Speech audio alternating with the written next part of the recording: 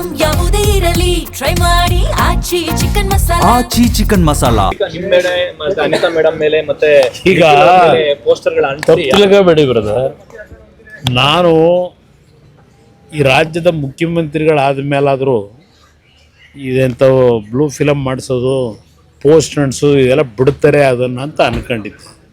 ಆ ಕೈಯಲ್ಲಿ ಇನ್ನೂ ಹೋಗಿಲ್ಲ. ಅದೆಲ್ಲ ಪೋಸ್ಟ್ ಅಂಟಿಸ್ಬಿಟ್ಟು ಪ್ರಚಾರ ಮಾಡೋ ಅಂಥದ್ದು ನಂದು ಬಿಟ್ಟುಬಿಡಿ. ಈವನ್ ನಾನು ಹೆಂಡ್ತಿದ್ದು ಫೋಟೋ ಹಾಕೋರು, ನಂದು 100 ಎಕರೆ ಅಂತ ಅದೇನೋ ನಿಖಿಲ್ದು ನಂದು ಹಾಕೋರಲ್ವೇ. 46 ಎಕರೆ 40 ವರ್ಷದ ಹಿಂದೆ ಕಷ್ಟಪಟ್ಟು ಸಂಪಾದನೆ ಮಾಡಿರೋ ಜಮೀನು. ಅದು ಬಿಟ್ಟು ನನ್ನ ಹೆಸರಲ್ಲಿ ಇನ್ಯಾವ ಜಮೀನಿದೆ? 100 ಎಕರೆ ಅಂತೇನು ಹಾಕೊಂಡವ್ರಲ್ಲ ಪೋಸ್ಟ್ರಲ್ಲಿ.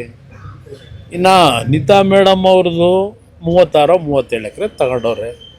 ಖರೀದಿ ಮಾಡಿರೋದು, ಖರೀದಿ ಮಾಡಿರೋ ಜಮೀನ ಯಾವನೋ ಪೋಸ್ಟ್ ಹಾಕೊಂಡು ಅವ್ರ ಹೆಸ್ರಿನಲ್ಲಿ ಹಾಕ್ಬಿಟ್ಟು ನನಗೆ ಜಮೀನು ಕೊಡಿಂದರೆ, ಬೆನಗಾನಹಳ್ಳಿಲಿ ಸತ್ತೋದವ್ರು ಹೆಬ್ಬೆಟ್ಟು ತೋರಿಸಿ ಜಮೀನು ತಗೊಂಡಂಥ ವ್ಯಕ್ತಿ ಈ ಪೋಸ್ಟನ್ನ ಈಗ ಅವ್ರ ಬೆಂಬಲಿಗೆ ಹೇಳಿ ಹಾಕ್ಸ್ಕೊಂಡು ಇದರಲ್ಲಿ ಪ್ರಚಾರ ಮಾಡ್ತೀನಿ ಅಂದರೆ ಜನ ನಂಬ್ತಾರ? ಮುಖ್ಯಮಂತ್ರಿ ಆದಾಗಲಾದರೂ ಒಂದು ಸ್ಟ್ಯಾಂಡರ್ಡ್ ಬೇಡವಾ? ಒಂದು ಸ್ಟ್ಯಾಂಡರ್ಡ್ ಇಲ್ಲದೆ ಈ ರೀತಿಯ ನಡವಳಿಕೆ ಇವತ್ತು ಈ ರಾಜ್ಯ ಯಾವ ಪರಿಸ್ಥಿತಿ ಹೋಗುತ್ತೆ ಅನ್ನೋದನ್ನು ಯೋಚನೆ ಮಾಡಬೇಕು. ಕುಟುಂಬದವ್ರನ್ನ ಫೋಟೋ ಎಲ್ಲ ಹಾಕಿ ಇದು ವಿಕೃತ ಮನಸ್ಸು. ಅದು ಅಷ್ಟೇ ವಿಕೃತ ಮನಸ್ಸು. ಅದು ಹೇಳದ್ನಲ್ಲ, ಇದು ಮೊದಲಿಂದಲೂ ಬಂದಿರೋದು ಇದರಲ್ಲೇ.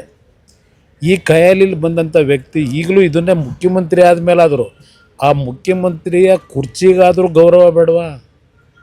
ಈ ರೀತಿ ಪೋಸ್ಟ್ಗಳು ಹಾಕ್ಕೊಂಡು ಇವತ್ತು ಪ್ರಚಾರ ಮಾಡ್ಕೊಂಡು ಅಪ್ರಚಾರ ಮಾಡ್ಕೊಂಡು ಅಶೋಕ್ ಅವ್ರ ಮೇಲೆ, ಅಲ್ಲಿಂದ ವಿಜೇಂದ್ರ ಮೇಲೆ, ಅಲ್ಲಿಂದ ನಾರಾಯಣ ಸ್ವಾಮಿ ಮೇಲೆ ತಪ್ಪು ಮಾಡಿದರೆ ಮುಖ್ಯಮಂತ್ರಿ ಆ್ಯಕ್ಷನ್ ತಗೊಳ್ಳೋಕೆ ಹೇಳಿ ಅಧಿಕಾರಿಗಳಿಗೆ. ಪೋಸ್ಟ್ನಲ್ಲಿ ಸುಮ್ಮನೆ ಹಾಕೊಂಡು ಪಾಪ ಇಲ್ಲಿವರೆಗೆ ಕಾಂಗ್ರೆಸ್ನ ಮಂತ್ರಿಗಳು ಶಾಸಕರದೇ ನಡೆದೋಯ್ತು, ವಿಧಾನಸಭೆ ಕಲಾಪದಲ್ಲಿ ನಡೆದೋಯ್ತು, ಮತ್ತು ಅವ್ರನ್ನ ಬಾಯ ಮುಚ್ಚಿಸಿದ್ರು. ಸದ್ಯ ಹೇಳ್ತೀವಿ ಅಂತೇಳಿ ಬಾಯ ತೆಗಿಲಿಲ್ಲ ಅವರು. ಆ ರೀತಿ ಈ ರಾಜ್ಯದಲ್ಲಿ ಏನು ನಡೀತಾ ಇದೆ, ಬಹುಶಃ ಇನ್ನು ಮುಂದಕ್ಕಾದ್ರೂ ನಿಲ್ತದೇನೋ ಅಂದ್ಕೊಂಡಿದ್ದು. ಇದರಿಂದ ಹೆದರ್ತೀರಾ ಸರ್ ಕುಮಾರಸ್ವಾಮಿ ಫ್ಯಾಮಿಲಿ ಅವ್ರ ಫೋಟೋ? ನಾನು ಯಾವುದೇ ಕಾರಣಕ್ಕೂ ನಂದು ತೆರೆದ ಪುಸ್ತಕ. ಎಲ್ಲ ವಿಷಯಗಳು ನನ್ನ ಕಾರ್ಯಕರ್ತರಿಗೂ ಗೊತ್ತು, ಜನತೆಗೂ ಗೊತ್ತಿದೆ. ಅದರಿಂದ ನಾನು ಇದಕ್ಕೆಲ್ಲ ಇಂಥ ಬೆದರಿಕೆಗೆ ಹೆದರ್ತಕ್ಕಂಥ ಪ್ರಶ್ನೆ ಇಲ್ಲ, ಈ ಪೋಸ್ಟ್ಗಳಿಗೆ ಹೆದರ್ತಕ್ಕಂಥ ಪ್ರಶ್ನೆ ಇಲ್ಲ. ಜನಗಳ ಮುಂದೆ ನಮ್ಮ ಪಕ್ಷದ ಹೋರಾಟ ಏನಿದೆ ಜನಗಳಿಗೋಸ್ಕರ, ರೈತರಿಗೋಸ್ಕರವಾಗಿ ನನ್ನ ಹೆಸರನ್ನ ಹೇಳ್ತಾರೆ ಪದೇ ಪದೇ. ಹೌದಪ್ಪ, ನನ್ನ ಕಾಲದಲ್ಲಿ ಇದು ಮಾಡಬೇಕು ಅಂತ ಹೊರಟಿದ್ದು ನಿಜ. ನಾನು ಮಾಡಲೇಬೇಕು ಅಂತಿದ್ದರೆ 2ನೇ ಬಾರಿ ಮುಖ್ಯಮಂತ್ರಿ ಆದಾಗ ತಕ್ಷಣ ನಾನು ಕ್ರಮ ತಗೋತಿದ್ದೆ. ಆ ರೀತಿ ಇದ್ದಿದ್ರೆ ಯಾತಕ್ಕೆ ನಾನು 2ನೇ ಬಾರಿ ಇದ್ನಲ್ಲ, ಯಾಕೆ ಮಾಡಲಿಲ್ಲ? ಮಾಡೋದಾಗಿದ್ರೆ ಆಗ ಮಾಡಿಬಿಡುವೆ. ನನ್ನ ಹೆಸರನ್ನ ಹೇಳ್ಕೊಂಡು ದುಡ್ಡು ಹೊಡೆಯೋ ಕೆಲಸಕ್ಕೆ, ಭೂಮಿ ಲಪಟಾಯಿಸೋ ಕೆಲಸಕ್ಕೆ ಇವತ್ತು ನನ್ನ ಹೆಸರನ್ನು ಉಪಯೋಗ ಮಾಡ್ಕೊಂಡು ಹೊರಟವ್ರೆ. ಏನಾದರೂ ಉದ್ದೇಶ, ಒಳ್ಳೆ ಉದ್ದೇಶ ಇದ್ದರೆ ಬೆಂಬಲ ಕೊಡೋದ? ಯಾವುದರಲ್ಲಿ ಇವ್ರಿಗೆ ಒಳ್ಳೆ ಉದ್ದೇಶ ಇದೆ? ಯಾವುದೇ ಒಂದು ಕೆಲಸ ಮಾಡಬೇಕು ಅಂದರೆ ದುಡ್ಡೇ ನೋಡ್ತಾರೆ. ಇಂಥ ವ್ಯಕ್ತಿ ಬಗ್ಗೆ ನಾನು ಎಷ್ಟು ಸಲ ಮಾತಾಡಲಿ ಸರ್? ಇನ್ನೊಂದು, ನಿನ್ನೆ CLPಯಲ್ಲಿ JDS ಅವರು ಆಪರೇಷನ್ ಮಾಡ್ತಿದ್ದಾರೆ ಕಾಂಗ್ರೆಸ್ ಶಾಸಕರು. ನಾವು ಏನು ಆಪರೇಷನ್ ಮಾಡೋದ? ನಮ್ಮದು ಒಂದು ಸಣ್ಣ ಪಕ್ಷ. ನಮ್ಮ ಪಕ್ಷದಲ್ಲಿ ಏನಿದೆ ಮಾಡೋಕ್ಕೆ ನಮಗೆ? ನಮ್ಮ ಕೈಲಿ ತಾನೇ ಏನಾಗ್ತದೆ? ಸರ್ಕಾರ ಅವ್ರ ಕೈಲಿದೆ. ಮ್ಯಾನ್ ಪವರು, ಮಸಲ್ ಪವರು, ಹಣದ ಪವರು ಎಲ್ಲ ಇಟ್ಕೊಂಡವ್ರೆ. ಅವ್ರ ಮುಂದೆ ನಾವು ಫೈಟ್ ಮಾಡೋಕ್ಕಾಗುತ್ತಾ? ನಾವು ನಮ್ಮ ಪಕ್ಷದ ಮತಗಳು ಚಲಾಪಿಲಿ ಆಗಬಾರ್ದು, ನಮ್ಮ ಪಕ್ಷದ ಮತ ಒಟ್ಟಾಗಿರಬೇಕು ಅನ್ನೋದಕ್ಕೆ ಕ್ಯಾಂಡಿಡೇಟ್ ಹಾಕಿದ್ದೀವಿ. ನಾವೇನು ಗೆದ್ದೇ ಬಿಡಬೇಕು ಏನಾದರೂ ಮಾಡಿ ಕುತಂತ್ರದ ಮುಖಾಂತರ ಅನ್ನೋ ಪ್ರಶ್ನೆ ಇಲ್ಲ. ಈಗ ನಮ್ಮ ಅಭ್ಯರ್ಥಿ ಅರ್ಜಿ ಹಾಕಬೇಕಾದ್ರೆ ಹೇಳಿದ್ದಾರೆ ಆತ್ಮಸಾಕ್ಷಿ ಮತ ಕೊಡಿ ಅಂತ ಕೇಳಿದ್ದಾರೆ. ಇದು ಹೊರತುಪಡಿಸಿ ಏನಿದೆ?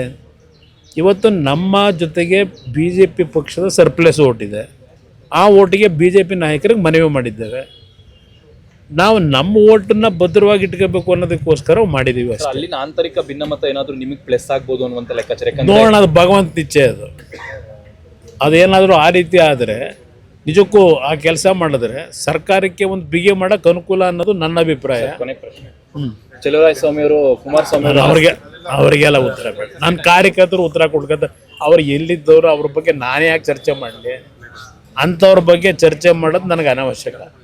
ಅವ್ರ ಪಾಪ ಯಾವ ಚೇರ್ಗಿರ್ ಉಳಿಸ್ಕೊಳ್ಳೋಕೆ ಓಡಾಡ್ತಾರೆ, ಅದಕ್ಕೆ ನಾನೇ ಯಾಕೆ ಉತ್ತರ ಕೊಡ್ತೀನಿ? ಏನೇನೋ ಮಾತನಾಡ್ತಾರೆ. Sir, thank you.